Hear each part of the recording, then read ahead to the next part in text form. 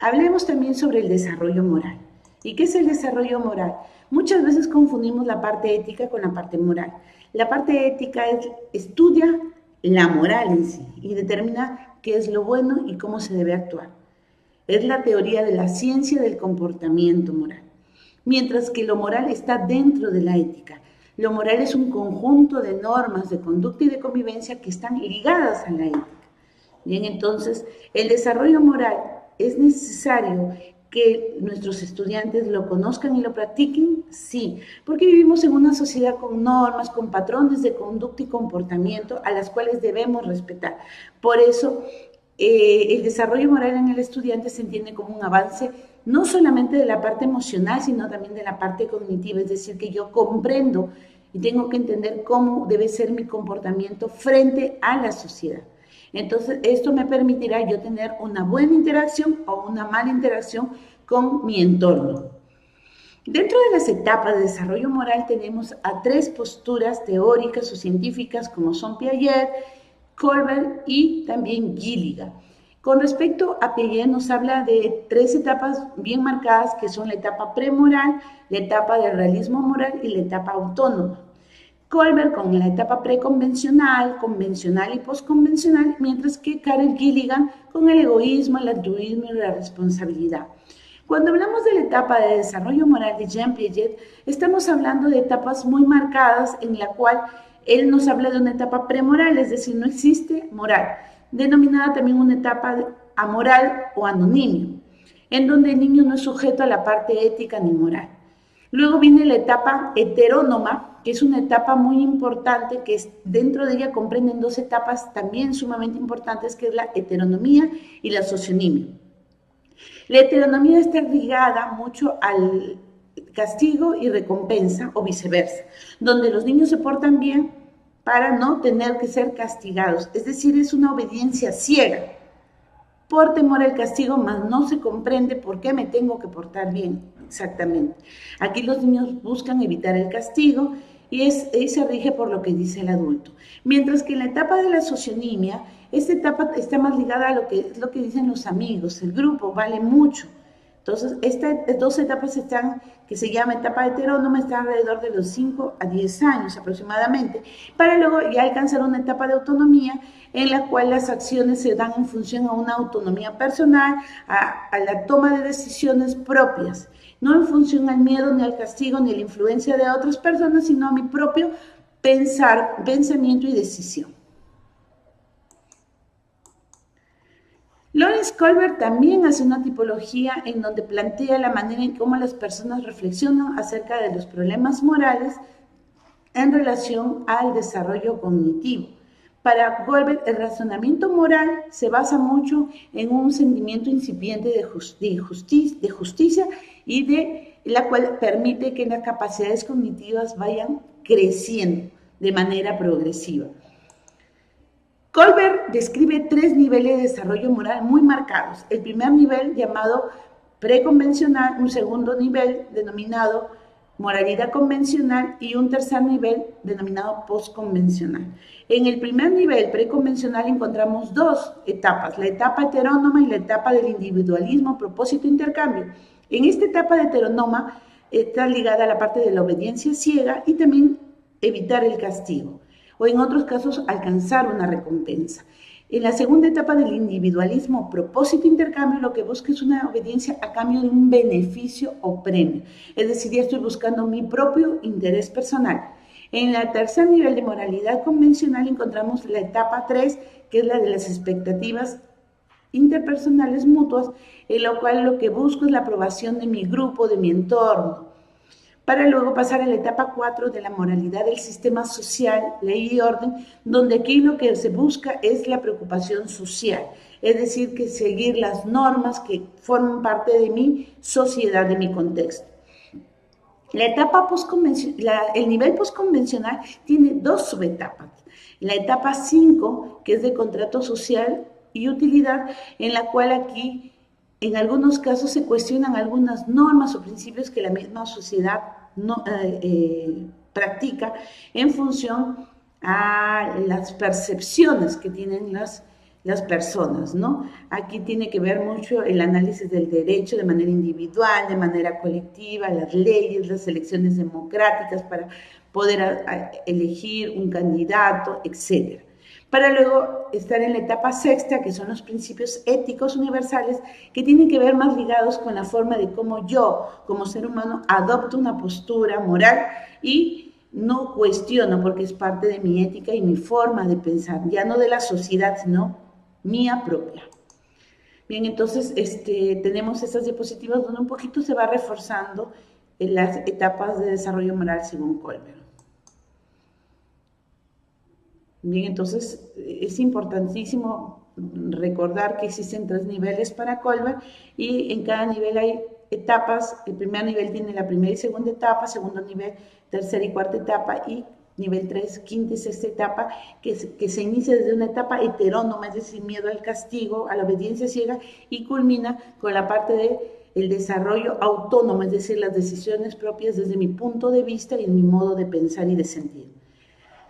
¿Será lo mismo la autonomía que la heteronomía? Hemos visto que no, porque la persona que se basa en la parte heterónoma es porque es una voluntad impuesta. No es que yo decido, sino está impuesta esa voluntad. Mientras que en la parte autónoma es una voluntad propia, una decisión propia de asumir retos, de asumir valores, éticas, etc.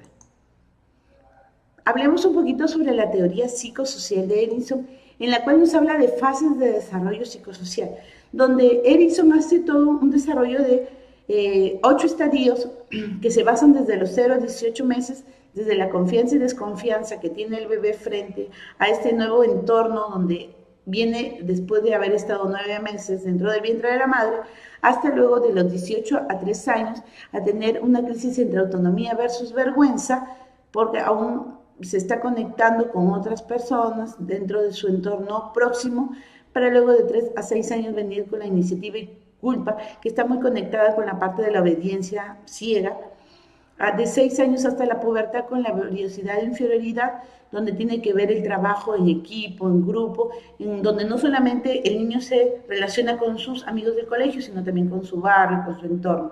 Luego viene la pubertad y la adultez temprana. Para Erickson tiene que ver mucho la parte de la identidad, ¿no? Cómo los púberes ya van adquiriendo su autenticidad, su identidad propia y quieren ser reconocidos así. Para luego, en un sexto estadio, ver la parte de la adultez temprana, donde está la intimidad, la solidaridad y el aislamiento, dependiendo de los puntos de análisis y de comprensión que tiene el adulto en esta etapa. Para luego, un séptimo estadio, ver la parte de la adultez media, que se da entre los 45 a 60 años, que tiene que ver con la generatividad y el estancamiento. Generatividad porque a los 45 años la persona está trabajando, está laborando, y a los 60 la mayoría de personas se está jubilando y siente ese estancamiento en su vida, para luego en el último fase o estadio de Erickson, que es de 60 años o más, tiene que ver mucho con la crisis de la integridad, el disgusto y la desesperación. ¿En qué sentido? De que ya los seres humanos se ven que ya no generan, no laboran, y en algunos casos se sienten menos o inferiores, y en algunos casos viene también esta crisis de la desesperación. Carol Gilligan hace un trabajo sobre el desarrollo moral muy simpático, en el sentido de que mientras que Kohlberg trabaja estos estadios, estos niveles, desde un punto de vista muy masculino, es decir, mucho lo ve desde un punto de análisis del desarrollo moral desde el punto de vista más masculino, Carol Gilligan hace una fase de desarrollo moral desde un punto de vista femenino, en la cual se habla de que la adolescente mujer pasa por 3 fases importantes en su desarrollo moral. La primera es la fase del cuidado de uno mismo, donde ellos se preocupan mucho por su persona y se sienten un poco desconectados de los demás, sino yo. Y esa parte un poco también denominada como egoísmo. Para luego, ya no solamente se preocupan por sí mismos, sino también por las personas que están a su lado, su familia, sus amigos, y que tiene que ver mucho está ligado mucho con la parte del altruismo, por preocuparse de la persona que me acompaña, que tengo conexión con ellas, para finalmente pasar por una tercera fase, que es el cuidado de uno mismo y del cuidado de la otra persona, que es denominada también responsabilidad. Es interesante porque las posturas desde un punto de vista femenino y masculino difieren también el desarrollo moral. Entonces, para Carol Gilligan, la mujer se preocupa mucho por sí misma, pero hay un momento que cuando ya es madre, deja muchas veces de preocuparse por sí misma para preocuparse por los demás. Y en algunos casos hasta abandona su propio amor propio por dárselo a otras personas. Pero luego hay un momento también de esta comprensión y de valoración, y la misma mujer dice, bueno, vale tanto a mi hijo, mi hermano, mi familiar, como yo. Entonces viene esta tercera fase de ya cuidarse uno mismo y cuidarse a los demás. Elkin también hace una tipología muy interesante sobre los comportamientos de los adolescentes en el aspecto moral, ¿bien? Donde existen algunos pensamientos que forman parte del desarrollo moral de los adolescentes, como es el idealismo, la tendencia a criticar, a ver las fallas en las personas adultas, en las autoridades, tendencia a discutir, siempre ellos quieren tener la razón, indecisión, toman una decisión, luego quieren otra, toman otra decisión, en algunos casos aparente hipocresía, autoconciencia, suposición de singularidad o de invulnerabilidad, es decir, que ellos sienten sumamente más importantes que los demás y a ellos no les puede pasar nada. Esta etapa de los adolescentes, según Elkin, está muy relacionada con la parte de un egocentrismo, así como los niños en una etapa preoperacional alrededor de los 2 a 3 años más o menos, son muy egocéntricos y quieren llamar la atención de los adultos. Los adolescentes también pasan por esta etapa de egocentrismo en la cual ellos quieren llamar la atención y su percepción de la realidad a veces está distorsionada en base a sus propias necesidades y requerimientos. Ellos mismos tratan de percibir y de creer que la realidad es tal cual ellos lo ven o lo sienten. Elkin nos habla del yo fragmentado, en la cual, según Elkin, existen 2 caminos para llegar a la identidad. El primero, que es el más saludable, que es un proceso de diferenciación e integración, es decir, llegar a tener conciencia de los aspectos que nos distinguen como varón, como mujer, como persona misma, y aceptarse tal cual es, con las formas físicas que uno posee, mientras que el segundo camino, que es más fácil, pero que es más difícil a la vez, porque lo que se busca es reemplazar, como hace un niño, un conjunto de ideas y sentimientos y creerse, inventarse otras formas de, es decir, aquí es donde viene la distorsión muchas veces en las mujeres en el caso, y que esto lleva a la bulimia, a la anorexia, de no aceptarse y de ellos verse equivocadamente que tienen un cuerpo distorsionado cuando no lo es, y está muy ligado a la parte también psíquica, ¿no? La rebeldía adolescente es muy propia de ellos mismos, ¿no? Ellos siempre buscan contradecir la decisión de los adultos. Bien, Sigmund Freud y su hija Anna Freud afirmaban que era una etapa de tormenta y estrés, en la cual es muy importante el apoyo de los padres, y también en esta rebeldía de adolescencia mucho le tiene que ver la parte sexual temprana de los adolescentes, por querer experimentar y por a veces, por más que los padres puedan darles consejos, ellos obvian esos consejos tan importantes. Otra característica importante es la invulnerabilidad. Los adolescentes se creen invulnerables, a ellos no les va a pasar nada, ellos tienen toda la fuerza necesaria para poder afrontar cualquier situación y se creen independientes y autosuficientes en algunos casos. En otros casos se da la fábula personal, es decir, que ellos sienten que solamente a ellos siempre les pasan cosas y que nadie los entiende ni nadie los comprende. En otro caso, también viven el teatro individual o audiencia imaginaria, donde ellos creen que son los actores de su vida y que todos están a la expectativa de lo que ellos hacen y que no hacen o dejan de hacer.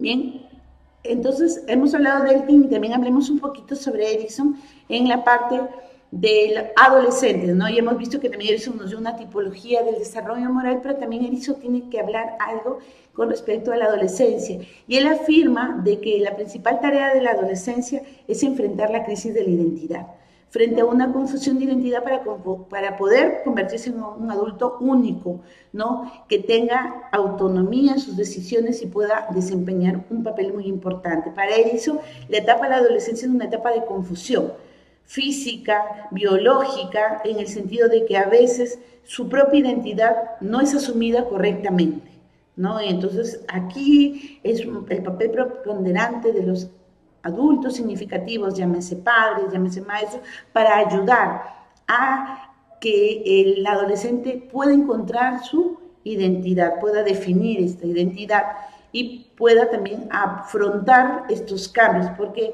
la etapa de adolescencia pues viene acompañado no solamente de cambios psíquicos, sino también de cambios biológicos importantísimos que afectan de una u otra manera a nuestros adolescentes.